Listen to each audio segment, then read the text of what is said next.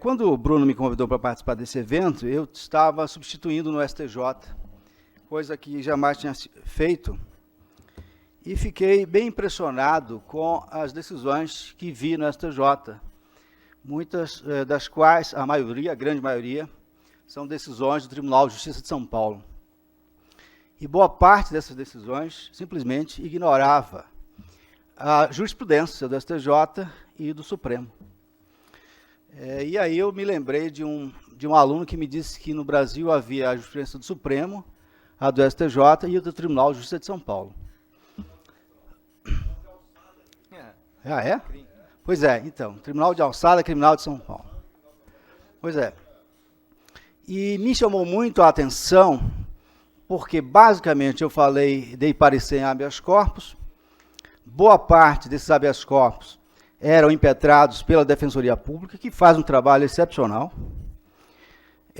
Acho até que as melhores defesas que tenho visto como procurador aqui em Brasília, na primeira região, são da Defensoria Pública, que faz realmente um trabalho extraordinário. Dá muito trabalho em examinar as defesas da Defensoria Pública. Enfim, a Defensoria cumpre bem o seu trabalho de combate, né, da acusação, especialmente da acusação arbitrária. E me chamou muito a atenção, além dessa, digamos, resistência à jurisprudência do Supremo e do STJ, o fato de que o Tribunal de Justiça de São Paulo prende ou mantém prisões por crimes que, a meu ver, são insignificantes até, em casos que caberia a aplicação do princípio da insignificância. Né? Porque vi N casos de pessoas que são presas porque traziam algumas trouxinhas de maconha ou cocaína ou pedras de crack. Né? Coisas de alguns gramas, 10 gramas, 20 gramas, estavam presos preventivamente nessa situação. E eu dava a parecer invariavelmente para soltar, às vezes propondo ir além do habeas corpus impetrado para estender isso no sentido de trancar a ação penal. Mas não tive nenhum sucesso nesses casos. Mas, em geral, o STJ tem realmente feito um trabalho extraordinário nesses casos e tem concedido esses habeas corpus. Isso me chamou muito a atenção, porque aqui na primeira região, os casos que envolvem tráfico geralmente são grandes quantidades de tráfico. Né? Quando são casos pequenos, é caso de 2 quilos de cocaína, 5 quilos, mas temos casos de 1 tonelada, por exemplo, né? 100 quilos, 200 quilos, etc. Então, quando eu vi alguém preso preventivamente, com pequenas trouxinhas de maconha ou de pedra de crack, eu fiquei realmente muito impressionado e pensei em falar sobre isso. Mas, naquele momento, eu estava com outras ideias, agora eu não sei exatamente o que está me incomodando. Bom, porque já se passaram 2 meses. Bom, eu pus aqui várias coisas, eu vou tentar resumir, porque eu pretendo falar sobre o princípio da legalidade. Bom, o princípio da legalidade é um princípio fundamental do direito penal e do processo penal. Na sua versão mais simples, ele impede a criminalização de condutas e a penalização de condutas, exceto por meio da lei. Então, só a lei pode definir crimes, só a lei pode combinar penas. Então, o princípio da legalidade tem um caráter essencialmente garantista.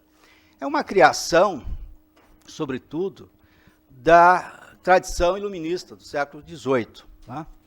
E visa estabelecer um limite à intervenção do Estado. E, essencialmente, o princípio da legalidade visa, portanto, a impedir, como diz Ferraioli, reações públicas ou privadas arbitrárias. No entanto, o princípio tem esse caráter essencialmente garantidor. Ele proíbe a atuação arbitrária ou excessiva por parte do Estado. Então, ele visa a proteger o indivíduo, qualquer indivíduo, não necessariamente aquele que praticou o crime, contra reações públicas ou privadas arbitrárias. Justamente por isso, nada impede que se utilize o princípio para dar uma interpretação contra a lei em favor do indivíduo. Então, por exemplo, embora a Constituição vede a o uso da prova ilícita, dizendo que são inadmissíveis no processo as provas obtidas por meios ilícitos, nada impede que se utilize uma prova ilícita em favor do réu, seja para absolvê-lo, seja para atenuar a pena, seja para anular a condenação. Por que o direito penal, como alguns alunos perguntam, por que ele é tão bonzinho com o criminoso? Porque, historicamente, ele surge como sistema de garantias em reação a um modelo de Estado absolutista antiliberal. E, por isso, a lei pode retroagir para beneficiar, mas não pode retroagir para prejudicar. Por isso, a lei pode se utilizar uma prova ilícita em favor do réu, mas não contra o réu. Então, o princípio tem um caráter essencialmente garantidor ou garantista. Ótimo, ok, entendi. Mas, se isso é verdade, ao menos em tese, por outro lado, o princípio da legalidade também tem um caráter essencialmente retórico, no seguinte sentido: o sentido da lei não é dado pela própria lei, mas por nós, ao interpretarmos a lei. Então, nós, ao interpretarmos, nós não extraímos sentido da lei, mas atribuímos sentido à lei. De certo modo, a lei não proíbe nada, a lei não autoriza nada, a lei não diz nada. Nós é que dizemos que a lei proíbe, autoriza ou diz alguma coisa. Ou seja, as leis dizem o que dizemos que elas dizem. Então, quando eu vejo, por exemplo, o ministro dizer, não, porque a Constituição afirma, diz, ela como se ela tivesse vontade e fosse um ser que pudesse se expressar e dizer, não, realmente é isso, eu concordo com Vossa Excelência. Na verdade, aquilo que se diz da lei é o que eu penso sobre a lei, o que eu acho que é razoável, o que eu considero como conforme a lei ou não. Então, nesse sentido, podemos dizer que o sentido das coisas não é dado pelas próprias coisas, mas por nós, ao atribuirmos um dado sentido no universo de possibilidades. Ou seja, e utilizando Nietzsche, a gente pode dizer que não existem fenômenos jurídicos, mas apenas uma interpretação jurídica dos fenômenos. Logo, não existem fenômenos criminosos, mas uma interpretação criminalizante dos fenômenos. Então, se o fato é ou não criminoso, depende de como se vai interpretar. A interpretação, portanto, é o ser do direito. E o ser do direito é um devir. Ou seja, direito é a interpretação e muda permanentemente, com ou sem mudança da redação dos textos legais. Não raro eu mesmo, sobre um mesmo caso, eu penso de uma forma hoje e amanhã eu penso diferente. Não raro eu ouço meus estagiários ou o meu assessor e eles me convencem de que aquele posicionamento está incorreto e eu mudo de posicionamento. Não é? E coisas que eu já defendi com absoluta convicção, hoje eu considero equivocadas. Então, nós mudamos permanentemente. E logo muda a interpretação que temos a respeito das coisas que são objeto da lei. Né? Então, nesse sentido, a lei diz o que dizemos que ela disse, e por isso ela tem esse caráter retórico. Daí porque também, como diz Arthur Kaufmann, a interpretação é a interpretação num sistema aberto. E a interpretação depende de como se vai argumentar nesse sistema aberto. E a figura dos oradores, dos que vão argumentar no processo, é fundamental. Né? Uma das coisas que eu acho que a OAB deveria, não sei se a escola ensina isso, é como se deve se comportar, por exemplo, numa sustentação oral. Né? Há pessoas que vêm de muito longe para sustentar no tribunal e, por exemplo, passam 15 minutos lendo um texto. Ninguém presta atenção em leitura de texto. Né? Eu estou fazendo essa palestra aqui, dando uma entonação assim mais forte para ver se vocês me ouvem. Porque eu sei que muitos estão no celular vendo coisas com as quais é impossível concorrer. Pornografia, por exemplo. Né? Não é o caso. Mas é impossível concorrer com um celular que dá esse tipo de imagem. Então, eu compreendo perfeitamente que não prestem atenção a isso. Então, imagine alguém que vai para um tribunal ler um texto. Ninguém presta atenção. Tá? Ainda recentemente, eu vi numa dessa sustentação oral do Supremo, acho que foi o Badaró, fazendo uma belíssima sustentação oral, e eu só ouvi um ministro prestando atenção. Os outros estavam lá mexendo nos nos processos, ou consultando alguma coisa, ou no celular. Né? E olha que é um bom orador, que sabe falar e fala por 15 minutos. Imagine alguém que faz uma leitura de texto. Ninguém presta atenção. Bem, então, dito isso, eu queria dizer umas coisas, tantas coisas que eu tenho para dizer, é difícil falar em 20 minutos. Eu tenho defendido que isso não tem nada de original, o Zeca já escreveu sobre isso, inclusive. Eu defendo que o direito penal e processo penal, entre direito penal e processo penal, há uma relação de continuidade. O processo penal é o motor que põe em funcionamento o sistema penal. Não há direito penal sem processo penal e não há processo penal sem direito penal. Então, para que o direito penal entre em funcionamento, necessariamente eu tenho que recorrer ao processo penal. Então, como diz Figueiredo Dias, a relação entre direito penal e processo penal é uma relação de mútua referência e complementariedade. Logo, eu penso que nós devemos dar o mesmo tratamento ao direito penal e ao processo penal, em vários sentidos. Mas no sentido, por exemplo, de aplicação dos princípios. Os princípios que valem para o direito penal devem valer para o processo penal. Mas não é assim que ocorre.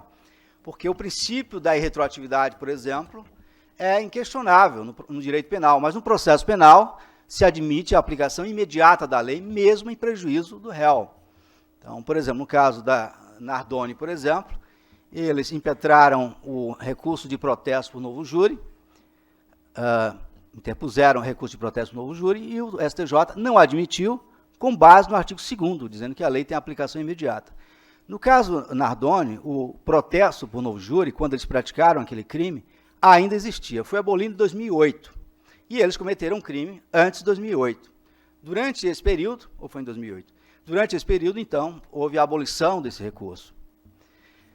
E eles não tiveram direito a esse recurso. A meu ver, a lei processual penal tem que seguir o mesmo critério da lei penal. Ela não pode retroagir, salvo para beneficiar. Se a lei processual ela é prejudicial, ela só pode se aplicar aos casos novos, aos casos futuros, mas não aos casos já ocorridos. Porque, repito, o direito penal e o processo penal há uma relação de mútua referência e complementariedade. O processo penal é o próprio direito penal em ação, é o próprio direito penal em execução, e, portanto, não há por que fazer essa distinção que ainda se faz. Não proponho com isso dizer que o direito penal e o processo penal são a mesma coisa, mas os princípios devem ser os mesmos. Mas eu queria tirar uma outra conclusão, que tem a ver com a prisão, que é o tema que me incomodou quando o Bruno me convidou para participar desse evento, que é o seguinte. Quando, em 2011, foi editada a Lei 12.403, essa lei alterou substancialmente a prisão preventiva, as prisões provisórias, né? Especialmente a prisão preventiva. E essa lei criou 10 medidas cautelares diversas. Hoje, nós temos várias opções a título de medida cautelar. Né? Por exemplo, o monitoramento eletrônico. Né? Não obstante uma mudança tão radical e tão importante em relação à prisão, às medidas cautelares, essa mudança tão importante quase nenhum impacto teve sobre o sistema carcerário. Né? Nós temos a terceira maior população carcerária do mundo, apesar da Lei 12.403. Como se explica isso? Que uma lei que criou 10 medidas cautelares, permitindo a substituição da pena prisão, por medida cautelar diversa, não tenha tido quase nenhum impacto sobre o sistema carcerário. Há várias explicações possíveis. Primeiro, e talvez a mais importante, é a cultura do encarceramento. Nós ainda acreditamos que, se não houver prisão, isso significa impunidade. Ou seja, associamos a punição a cárcere. Ou há prisão ou não há punição. E isso eu vi muito no Tribunal de Justiça de São Paulo, porque casos que poderiam perfeitamente comportar uma medida cautelar diversa, que não há prisão, os réus eram mantidos presos, e mais, não raro primários, e mais, eram condenados a penas inferiores a 1 ano ou iguais ou inferiores a 1 ano, e, não obstante isso, eram condenados ao regime fechado de execução. Por conta, não raro também, da reincidência, que é outro instituto que eu acho que deveria ser abolido, é o Instituto da Reincidência. O Supremo perdeu uma grande oportunidade de declarar a inconstitucionalidade da reincidência. Porque, a meu ver, a reincidência claramente é um instituto que viola o princípio nebis in idem. Porque, veja, quando eu sou condenado por digamos, um crime de tráfico de drogas há 6 anos, e o juiz aumenta a minha pena em 2/3 para 10 anos, porque eu já cumpri uma pena por furto e fui condenado a 2 anos, o que está acontecendo eu estou sendo condenado novamente por aquele crime. E está causando vários aumentos de pena. Isso vai ter repercussão primeiro sobre a pena vai ser aumentada substancialmente em razão da incidência. Depois, isso vai ter repercussão sobre o regime inicial de cumprimento. Se for o Tribunal de Justiça de São Paulo, provavelmente o regime vai ser fechado. Depois, para progredir de regime, vai ser mais difícil, porque é reincidente. Para ter direito ao livramento condicional, também a reincidência vai ser considerada. Então, há várias implicações que decorrem da reincidência e há múltiplos bis in idem em razão da reincidência. Então, me parece que é um instituto claramente incompatível com o princípio que veda a dupla punição do mesmo fato. Mas não foi assim que entendeu o Supremo. O Supremo analisou a questão, a meu ver, de uma forma muito superficial e considerou que a reincidência é constitucional. Eu defendo uma tese adicional em relação à reincidência, que é o seguinte. Quando, a reincidência não é inconstitucional segundo o Supremo, eu vou reconhecer a reincidência, tudo bem. Agora, o aumento que decorre da reincidência jamais pode ser igual ou superior à pena ou penas aplicadas anteriormente. Eu fui membro do Conselho Penitenciário e houve um caso em que o sujeito foi condenado a 20 anos por latrocínio, a pena seria de 20 anos, mas ele já havia cumprido pena por furto, ou roubo, acho que roubo, há 4 anos. O que o juiz fez? Aumentou a pena de metade, e a pena foi para 30 anos, em razão de uma condenação há 4 anos, já cumprida por roubo. Entende? Então, é um aumento absolutamente desproporcional. Então, o que eu proponho? Que o aumento tem de ser alguma coisa inferior e proporcional à pena já cumprida. 4 anos, então teria que ser alguma coisa em torno de 6 meses, 1 ano, talvez 2 anos. Mas jamais uma pena, um aumento de pena igual ou superior à pena anterior de 4 anos. Bom, essa é uma tese que eu gostaria de ver discutida em processo, mas não vi ainda, ninguém deu bola para ela. Bom, e sobre a prisão, o que eu queria defender é o seguinte. Fala-se muito em falência da pena de prisão. Né? Há alguns livros no Brasil, inclusive com esse título. César Roberto Bittencourt tem um livro com esse título. Gamil Foppel também tem um livro com esse título, Falência da Pena de Prisão. Mas, de fato, a prisão não faliu ainda. Na verdade, ela pode ter realmente falido do ponto de vista das suas finalidades, porque realmente a prisão, nós sabemos que ela não ressocializa, ela dessocializa, ela não melhora, ela corrompe, ela não impede o cometimento de novos crimes, ao contrário, é um estímulo à reincidência e à, entre aspas, sindicalização com organizações criminosas. Então, a prisão hoje é um lugar péssimo para as finalidades da pena, aí pena no sentido amplo, né, de ressocialização, etc., para quem acredita nesses mitos. Com isso, não digo que os mitos são importantes. Os mitos são importantíssimos. Mas o importante é ter consciência que são mitos. Então, essa mudança do Código de Processo Penal, transformando a prisão provisória como a última ratio das medidas cautelares, deveria ter sido acompanhada de uma reforma do Código Penal, por conta desse sistema integrado de direito penal e processo penal. Então, o artigo 44 do Código Penal, que só permite a substituição da pena quando ela não exceder a 4 anos, teria que também ser reformado para, por exemplo, permitir transformar boa parte, ou todas, essas medidas cautelares em pena. em pena, e não apenas mantê-las como medidas cautelares. Explico. Vamos supor que alguém seja preso por crime de roubo. Tem 19 anos, primário, foi preso em flagrante, o juiz, então, decretou a prisão preventiva e depois substituiu, entrou com recurso aqui no STJ, e o STJ substituiu por medida cautelar diversa, monitoramento eletrônico. Ele tinha 19 anos, agora é outra pessoa, casou, trabalha, etc., e é condenado definitivamente a 6 anos de prisão. O que vai acontecer? Ele passou 2 anos em monitoramento, teve um comportamento excelente, mudou completamente de vida, e ao invés de ser mantido nessa condição, em liberdade, em monitoramento, ele vai para a prisão. Ou seja, ele progrediu durante o processo e regrediu durante a execução da pena. Isso não faz o menor sentido. A meu ver, essas medidas cautelares deveriam constar do artigo 44 como penas alternativas, e num caso como esse, a pena seria monitoramento, ele estando em monitoramento, seria mantido em monitoramento pelo tempo que restar, fazendo-se a detração. Então, se ele foi condenado a 6 anos, já estava há 2 anos em monitoramento, mantém em monitoramento e abatem-se os 2 anos, ele ficará 4 anos em monitoramento. E, eventualmente, se poderá decretar a prisão, mas sempre nessa perspectiva de como última ratio do sistema, se ele voltar, por exemplo, a cometer crime de roubo. Aí sim. Ou outro crime grave, não um crime não tão grave.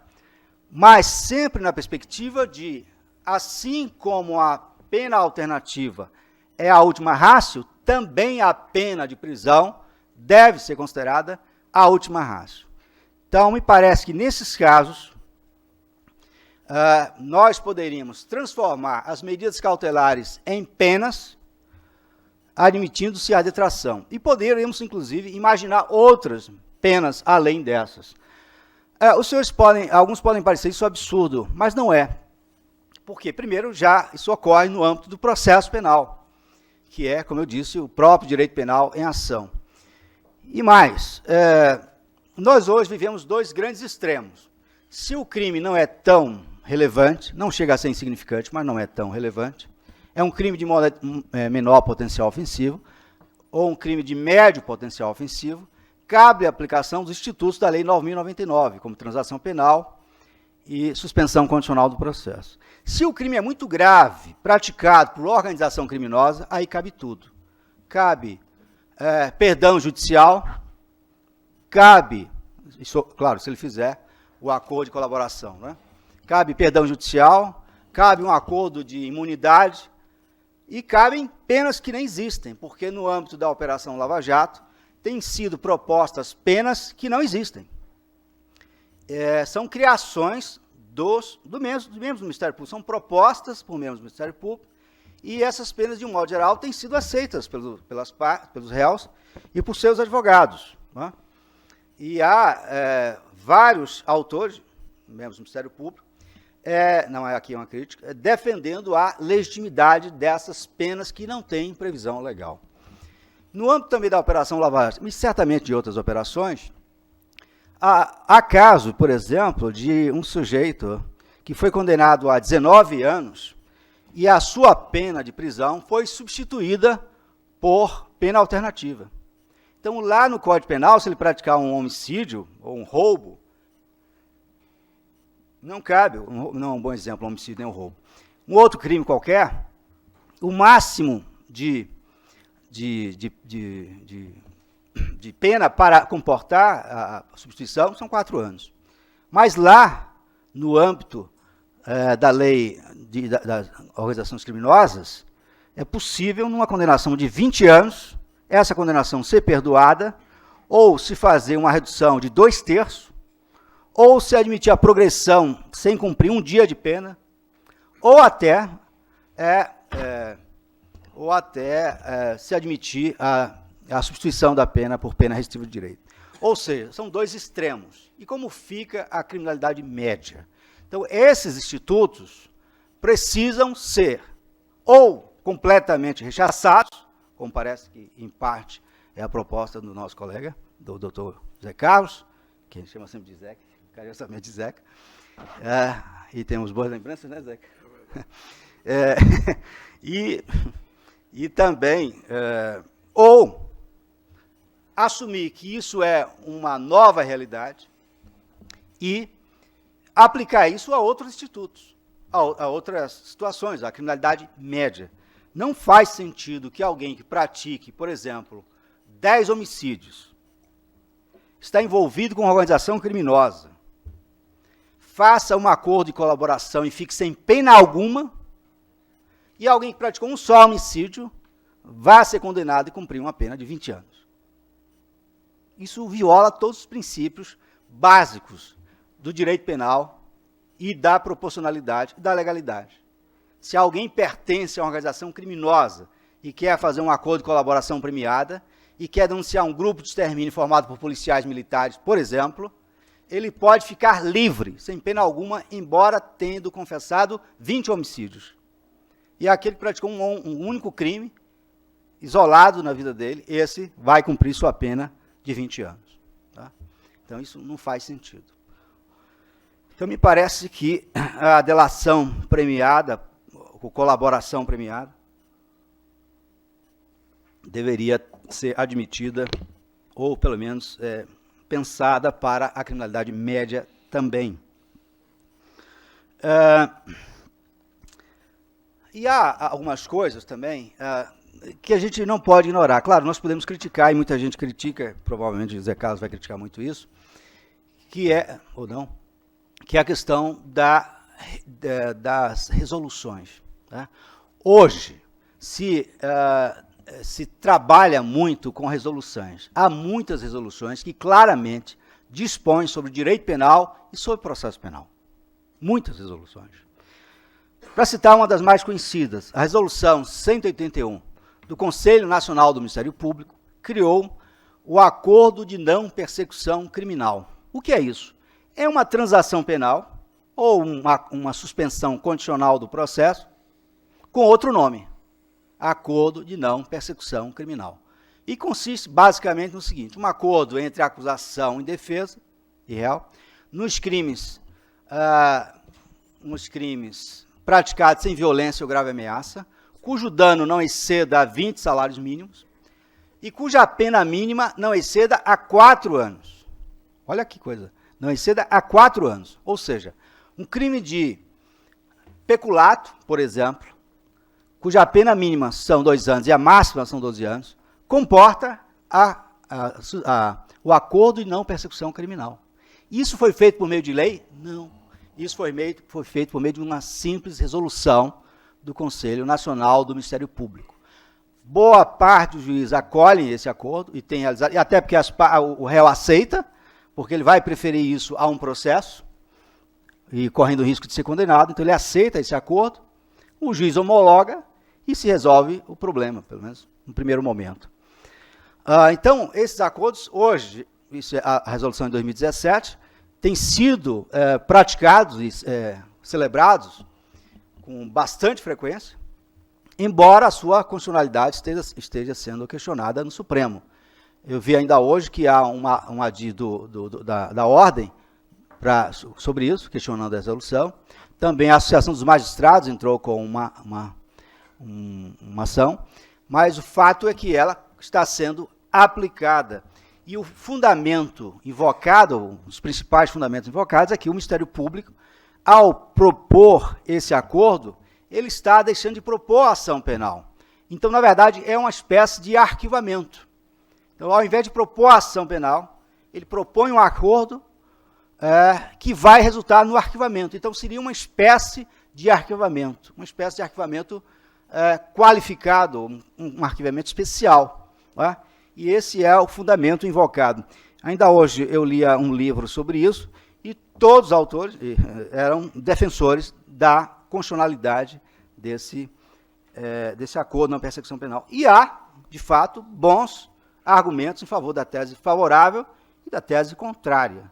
Porque em direito e fora do direito sempre cabe vários argumentos. Não é? Como diz Nietzsche, Derrida, em Humberto Eco, as possibilidades de interpretação são infinitas. O que é infinito é a nossa paciência, é o tempo que nós não temos e tal, e temos que decidir. Tá? E temos que decidir. Enfim, nós assistimos a um processo que pode ser um momento, mas eu acho que não, que eu acho que isso é irreversível, que eu chamo de deslegalização, em que o princípio da legalidade vai se flexibilizando, vai se relativizando para permitir outras formas de atuação. Não é? Isso ocorre, inclusive, no âmbito da jurisprudência, inclusive do Supremo. Não é?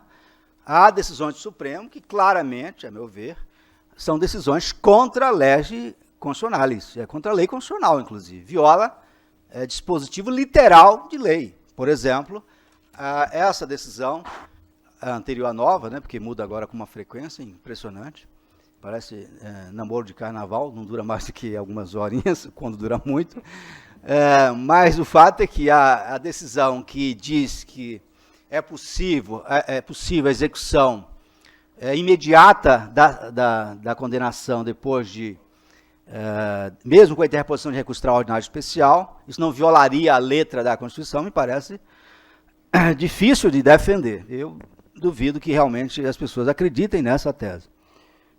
Porque nós mentimos com muita frequência, né? Aliás, eu escrevi um artigo sobre isso, sobre a Em Defesa da Mentira. Não tem esse título, tem um outro título lá. Porque, na verdade, nós não amamos a verdade nem odiamos a mentira, né? Mas os seus efeitos. Tá? Ninguém ama a verdade que nos expõe, que nos avilta, que nos agride, que nos mata. Tá?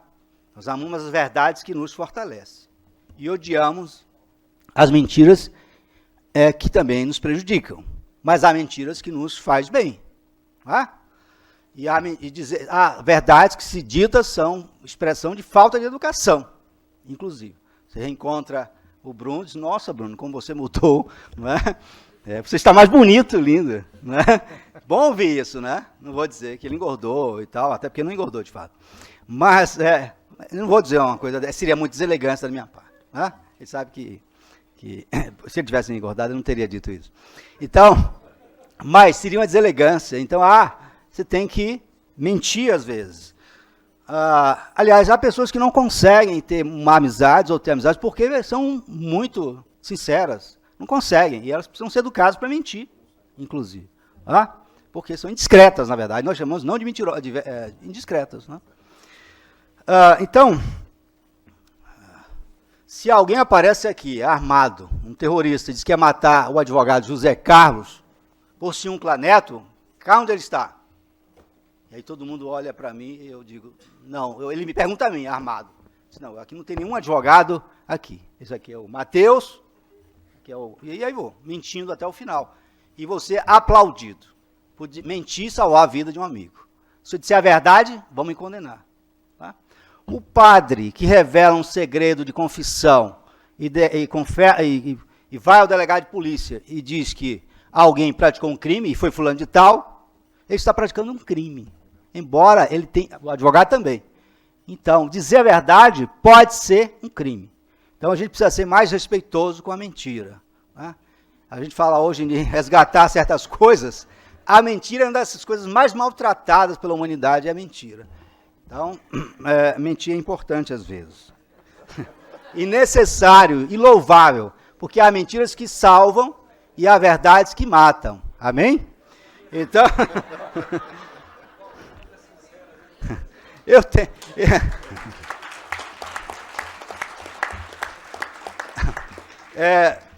teria muita coisa para falar, mas eu vou sintetizar aqui.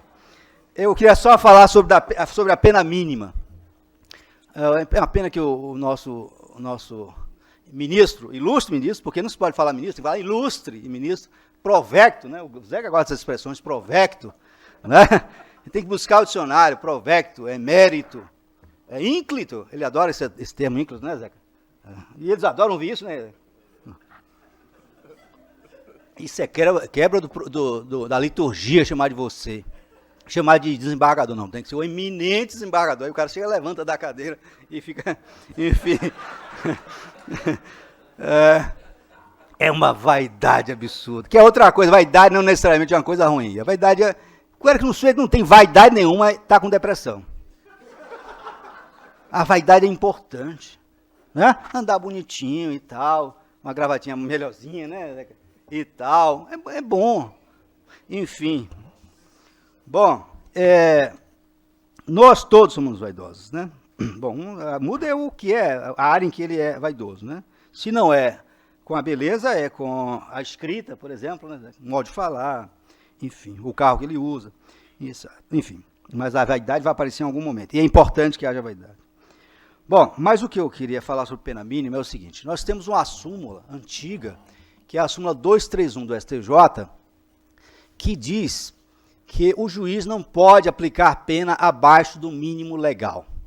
Então, volta e meia, eu dou o parecer aqui na primeira instância, e os pareceres são solenemente ignorados.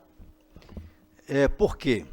Eu proponho, às vezes com ou sem pedido da defesa, que a pena seja aplicada abaixo do mínimo legal. Por exemplo, é comum, em crime de moeda falsa, o sujeito ser preso em flagrante, confessa o crime, tanto na fase policial quanto na fase judicial. E ele confessa o crime, o juiz aplica a pena no mínimo legal, porque é uma quantidade pequena de cédulas, são 5 cédulas de R$5, R$25, e o juiz aplica a pena no mínimo legal, aplica a pena em 3 anos. Na segunda fase, ele deveria atenuar a pena em razão da confissão espontânea, mas o que é que ele diz? Não posso, porque a súmula 231 do STJ veda a aplicação da pena abaixo do mínimo legal. Ora, essa súmula é um grande mal entendido, um grande equívoco. Por quê? Ela foi inspirada no Código Penal de 40. E o Código Penal de 40 não vedava a aplicação da pena abaixo do mínimo legal. Meu tempo está estourado. Não vedava a aplicação da pena abaixo do mínimo legal. Mas, quando tratava da participação de menor importância, que era uma atenuante, dizia, no caso de, com outro nome, né, de participação de menor importância, não é participação de menor importância, estou fazendo confusão, participação dolosamente diversa, ou desvio subjetivo de conduta, que é aquela situação em que o sujeito combina a prática de um crime e acaba praticando um crime diverso. Né? Então, eu combinei com o Zeca praticar um furto, e fiquei lá do lado de fora da casa, e Zeca vai e pratica um latrocínio. Ora, eu combinei um furto, ele me vem com esse pacote, latrocínio, então é a participação dolosamente diversa. Então, isso no Código de 40, todos respondiam pelo mesmo crime, no caso latrocínio, mas a pena era atenuada em razão disso para aquele que quis participar do crime mais brando. Pois bem, nesse caso, então, o Código, que era um atenuante, como hoje é a confissão espontânea, dizia que a pena não deveria ser atenuada, mas não poderia ser aplicada abaixo do mínimo legal. Então, havia uma vedação de aplicação de pena abaixo do mínimo legal nessa situação especialíssima e rara. Não havia, para os demais casos, essa vedação. Não obstante isso, os tribunais interpretaram isso de modo a estender a todas as atenuantes. Veio a reforma de 84, mudou completamente o tratamento desse tema, da participação de menor participação dolosamente diversa, porque lá no Código 40 era atenuante, agora passa a ser uma causa ou de redução de pena ou de não imputação do crime mais grave, um problema de dolo, e não há no Código nenhuma vedação de aplicação de pena abaixo do legal. Procure lá no Google, botando Ctrl, né? E vocês não vão encontrar, não há essa vedação. Por quê? O que é que o STJ fez? Ele manteve acriticamente um entendimento superado pela reforma de 84. Mas se isso não bastasse, o compromisso do juiz é com a pena justa, legal e proporcional. Ele não pode aplicar pena acima do máximo previsto, mas nada impede que ele aplique pena abaixo do mínimo legal. Porque o princípio da legalidade, como eu disse, é uma forma de proteção do indivíduo contra os excessos do Estado. Ora, por isso é que eu não posso aplicar a pena acima do máximo, mas posso aplicar, sim, abaixo do mínimo. Então, se há atenuante, não vejo por que não se possa aplicar a pena abaixo do mínimo legal. E mais, quando o artigo 65 fala das atenuantes, diz, são circunstâncias que sempre, usa esse advérbio, sempre atenuam pena, sempre. Então, claramente, essa súmula 231, ela é contra legem. Ela viola o princípio da legalidade, portanto, ela deve ser superada. Haveria muita coisa para falar, mas não há tempo. Queria dizer que, enfim, que eu queria, na verdade, dividir com vocês um pouco da minha indignação e da minha angústia, para, quem sabe, transformar essa indignação em luta e essa angústia em esperança. Muito obrigado.